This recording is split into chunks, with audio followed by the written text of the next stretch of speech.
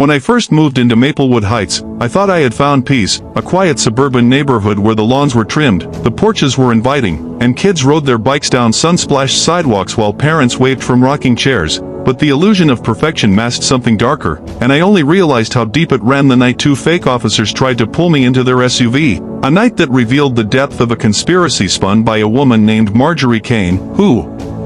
styled herself as the president of the neighborhood association but in truth was nothing more than the queenpin of a sprawling extortion racket that preyed on ordinary families. And though I had dealt with hardened criminals in my years on the force, I had never imagined the rot could come dressed in suburban pearls and pastel sweaters, yet here it was, staring me in the face. After the two imposters were subdued and cuffed, my officers and I began the systematic search of their black SUV, and what we uncovered turned a case of harassment into a full-blown federal crime scene. Because under the driver's seat was a cracked leather binder stuffed with crude maps of neighborhoods across the county, each sheet scrawled with notes and circled houses in red ink. And when I flipped one page and saw my own street, my pulse quickened, and then the next page showed my own house circled as if it were just another target in their ledger, a chilling reminder that this was no random act. I was on their list. Tucked beneath the back seat we found a dented lockbox, the kind you could buy at any hardware store, but inside it was a trove of evidence that made my stomach twist. Dozens of fake police badges, flimsy in the hand but convincing enough from a distance to fool a frightened resident, each badge stacked beside rolls of cash bound in rubber bands, and when Officer Grant counted it he whispered the total, over $5,000, each bundle with a sticky note bearing an address, like receipts cataloging the fear they had sold, the cash trail of homeowners who had paid just to be left alone. And suddenly the picture was sharp. This wasn't a neighborly dispute or even a petty scam, this was racketeering, organized extortion, the kind of case federal prosecutors salivated over because it opened doors to forfeiture, conspiracy charges, and long, hard time. But the discovery that truly mattered came from the driver's side pocket, a burner phone, scuffed and cheap, password locked but nothing our tech team couldn't handle with an emergency warrant, and within minutes I handed it off to analyst Rivera, who vanished into his mobile van humming with screens and cables, and while he worked, I moved to the patrol car where the driver sat cuffed, his earlier bravado drained away, his eyes wet as I bent close and reminded him of the federal penalty for possessing a firearm with its serial number filed off 5 years minimum before we even counted kidnapping, impersonation, and conspiracy. I laid it out cold, 20 to 30 years easy, and I watched his lips tremble as tears spilled silently. Then I leaned closer and told him the truth, that his partner was already talking, already shifting the blame, already bargaining for a lighter sentence, and if he stayed silent he'd rot alone while the other walked free in 5. And then I gave the exact same speech to his partner in the second car, planting his seed of betrayal in each, knowing from long experience that it never took long for one to crack when their freedom was on the line. By the time I stepped back to the SUV, Grant was holding up a bagged set of keys clipped to the sun visor, one stamped with the brass insignia of Stone Mill Self-Storage, Unit 117, and when we checked the facility's ledger we found it rented under an LLC controlled by Marjorie Kane herself, a detail that made my pulse surge, because amateurs always thought a storage unit was invisible, a safe vault for secrets, but it was just another paper trail waiting to be pulled, and right then Detective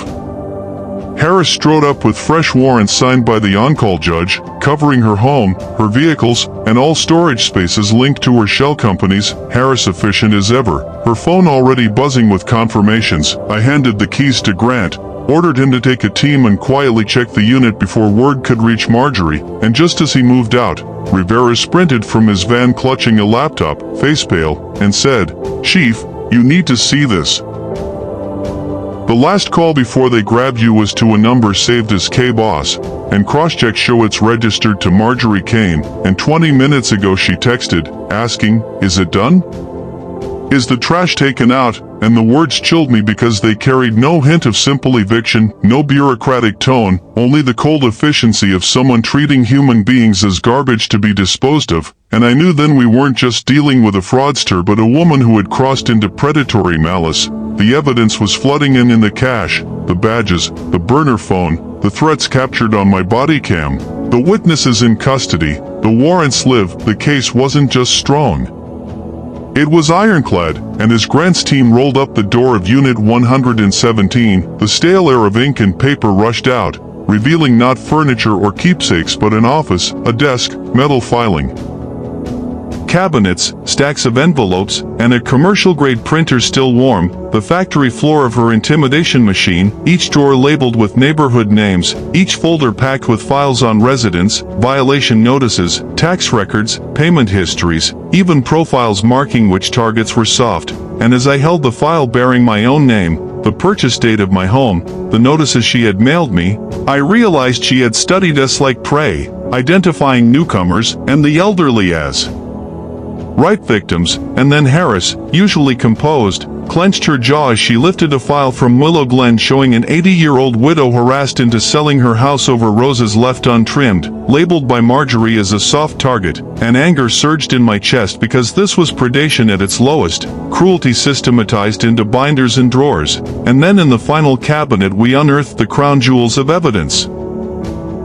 Corporate ledgers tying Shell LLCs to cash checks and deposits totaling over $250,000, stacks of forged county documents, fake liens, photocopied judicial signatures, even blank letterhead ready for the next wave, enough to bury her in charges from fraud to forgery to racketeering, and as Harris processed each piece, her phone buzzed again, pulling up texts from the burner phone revealing that Marjorie held regular board meetings in her garage with her so-called enforcers and a few complicit neighbors, meetings she dressed up as HOA business but which in truth were criminal councils, and one such meeting was scheduled for that very evening. The timing was perfect, the trap was set, so I ordered the team to mobilize for a quiet surround, unmarked cars at both ends of the block, officers hidden in shadows under oaks, the whole machine of the law closing like a fist around a suburban garage, and crouched in neighbor Ronnie's backyard. With his TV blaring just as I had asked to mask the noise, we approached the side door, our ears tuned to the sharp voice of Marjorie as it leaked through the walls, her outrage clear as she barked about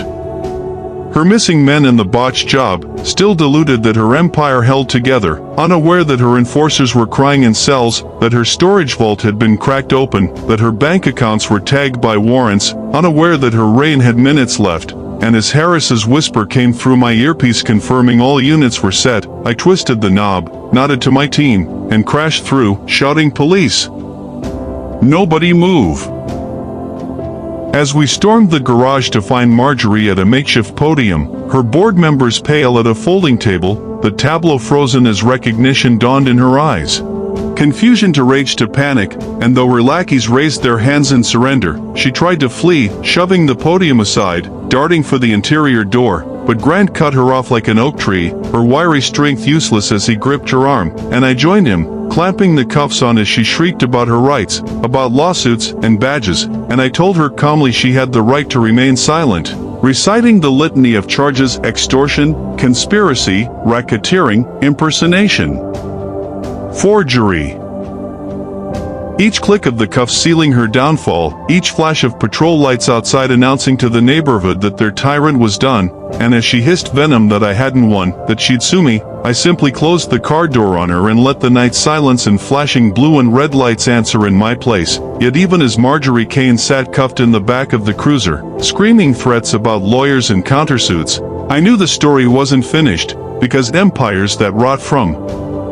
within don't fall cleanly, they crumble in stages, and sure enough, as the raid teams processed the garage, we discovered more damning evidence in plain sight, a corkboard pinned with photos of families, notes scrawled beneath them, late dues, complains too much, move them out, language that reduced people to obstacles, and worse, a second burner phone taped under the folding table that, once cracked, revealed group chats with half a dozen numbers, neighbors who were more than bystanders, who had fed her gossip, enforced her demands, even collected payments on her behalf. The cancer was deeper than Marjorie alone, and though she was the queen pin, the roots of her scheme ran through the community like veins, poisoning it from inside. But as the hours ticked into dawn and evidence vans rolled out heavy with binders and computers, a new kind of quiet settled on Maplewood Heights. Not the curated silence Marjorie had imposed, but a genuine one, children peeking out from windows, residents stepping onto porches, whispering in disbelief as they watched the woman who had ruled them hauled away like any other criminal, and in their eyes I saw something crack, the spell of intimidation dissolving, and though many would need months or years to rebuild trust, the first step had been taken. Yet for me, the case was only beginning, because as reports streamed into my office over the next week, the scope widened.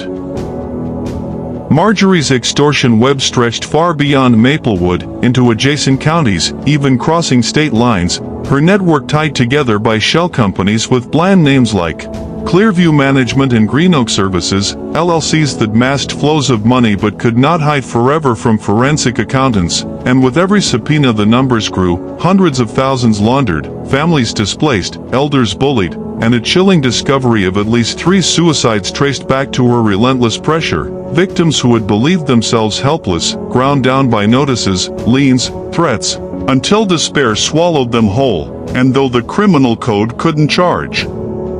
her directly for their deaths, the knowledge weighed heavy on me, a reminder that evil rarely announces itself with gunfire but often with paper, stamps, and envelopes. Federal prosecutors soon took over, weaving her crimes into a racketeering indictment that read like a catalog of suburban terror, 27 counts ranging from fraud to conspiracy, each carrying decades. And as I sat in the courtroom months later, watching Marjorie in her tailored suit, hair neatly pinned, I thought about how she still tried to present as respectable, as the civic-minded president of a neighborhood association, yet the jury only saw the binders, the recordings, the terrified testimony of neighbors, and in the end their verdict was swift, guilty on all major counts, her sentence a staggering 45 years without parole, a number that meant she would grow old in concrete silence, her pearls traded for a prison jumpsuit, her threats for muttered regrets. But though her chapter closed, the echo of her rule lingered, and Maplewood Heights, like many places she had scarred, faced the slow process of healing, trust meetings, therapy groups, neighborhood gatherings where residents relearned how to wave without suspicion, how to speak without fear, and as I walked those same sidewalks months later, I was greeted not with silence but with tentative smiles, kids on bikes shouting again, porches alive with conversation, and those scars remained. The community had begun to reclaim itself, proving that even the deepest rot could be cut out if people stood together. And yet in my own quiet moments, I sometimes replayed the night of the attempted abduction, the flash of the gun, the raw terror in the eyes of men who thought they were untouchable until they were not, and I wondered how many more Marjories lingered across the country, women or men cloaked in respectability but drunk on control, hiding behind acronyms like HOA or committee, their hunger not for money alone but for domination, and I resolved that whenever the next one surfaced, whether in my jurisdiction or beyond, I would not hesitate, because evil, no matter how well dressed, must always be dragged into the light, even if it wears pearls and calls itself neighborly, because beneath the manicured lawns and smiling facades of suburbia can lurk predators as ruthless as any on the street, and the night we brought Marjorie Kane down became a testament that vigilance must never sleep, for justice, though patient, sharpen its blade in silence until the moment it is needed, and that night, on the cracked driveway of a pastel-painted home, justice did not whisper, it roared, and Maplewood Heights, once shackled by fear, finally breathed free.